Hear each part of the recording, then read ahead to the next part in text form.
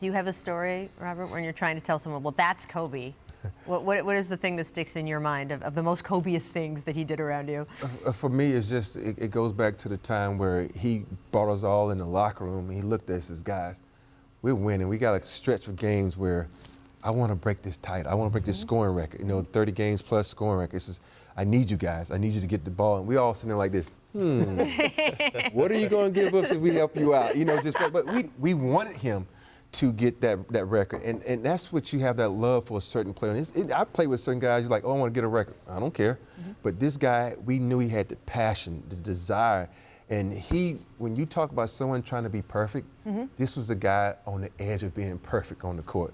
He was great on the defensive end. He was great on the offensive end. And when people say two-way player, I said, no, this is a basketball player because basketball was made to be played on both ends. There's no such thing as two-way players. Right. And he was the ultimate competitor on both ends. I remember one time, I was guarding Tim Duncan, and Tim was dunking. He came over like, Rob, let me guard him. I was like, dude, are you serious right now? I said, dude, you're too short. I said, I'm not getting ready to go ahead and go up. He said, I got him, Rob. That's cute and all, but well, go ahead. And of course, Tim being a great player, he just shot right over the top of Kobe, and Kobe was like, well, maybe you need to get he was just a great guy.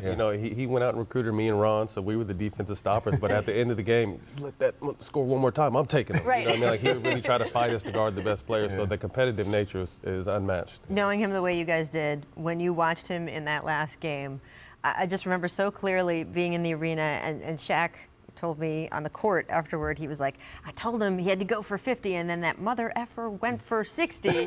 I mean, did anything surprise you about? Unfortunately, we were getting our heads kicked in Golden State that night, so I didn't get a chance to see. Golden State was winning 73. Yes. That's when I was with Memphis. But I was, as soon as I got to the locker room, I was checking it and saw what a tremendous feat it was. That's the Kobe you do, we had to report that game, and so I was there live, and to be able to be there for his last game, to see the work. You start out and you look, oh man, you hate to see Kobe go out like this because the first quarter he was stinking up the gym. And all of a sudden the light cuts on and he's a typical Kobe. I think in that second quarter he realized, this is my last game ever as an NBA player, and he got that extra energy.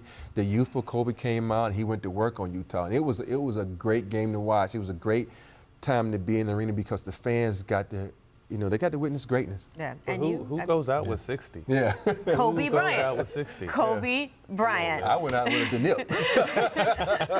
Matt, if you want to close this segment by telling us your family story with Kobe, because again, it goes beyond just basketball. And that's what I really want to touch on. We all know how amazing of a player he was, but the man and the father, I got a chance to know that side of him, and that's where we really bonded. I mean, the love he had for his kids, the love he had for mine. I mean, he started giving my kids shoes that they were 3 years old, and a private birthday, as you guys can see. This is a surprise, the twins' surprise 10th birthday party. Kobe took time out of his day to give them a private workout and something they thought about and dreamed about. Someone who would always, whenever the new shoe came, he would send it to the kids, send it to their team. Just someone that was always there for everybody. And what some people don't understand is the world lost a great basketball player, but LA lost a superhero.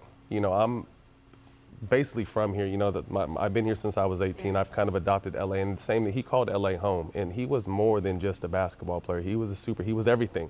He was someone who gave absolutely everything he had for 20 years, never sold himself short, never sold the team short. And he was someone who rode the ship until the ship sunk, gave until he couldn't give no more. And that's why I think it's so hard for this city to mourn this and to believe this and to swallow this. I walked up here, and in the brief time I was outside, 2 people came up to me crying and gave me a hug, like he's really gone. So, as we lost Nip last year, we lose another solid person from LA, and someone who represents LA to the fullest, and this one's going to hurt for a long time. Yeah, I mean, look, he wore Los Angeles across his chest for 2 decades. He represented LA. It was him and the Hollywood sign. Those were the landmarks of this city. And his loss will be so deeply felt. I want to thank you guys so much for sharing your memories here today. There's so much more. We could do 20 hours on Kobe Bryant, and we will continue to be talking about him, of course, for so many weeks and months and years to come. And on this show, coming up, we'll talk to the man who brought Kobe to the Lakers. Hall of Famer Jerry West is going to be joining the Jump after the break as we continue to remember Kobe, Gianna, and all of the victims of Sunday's helicopter crash. We will be back.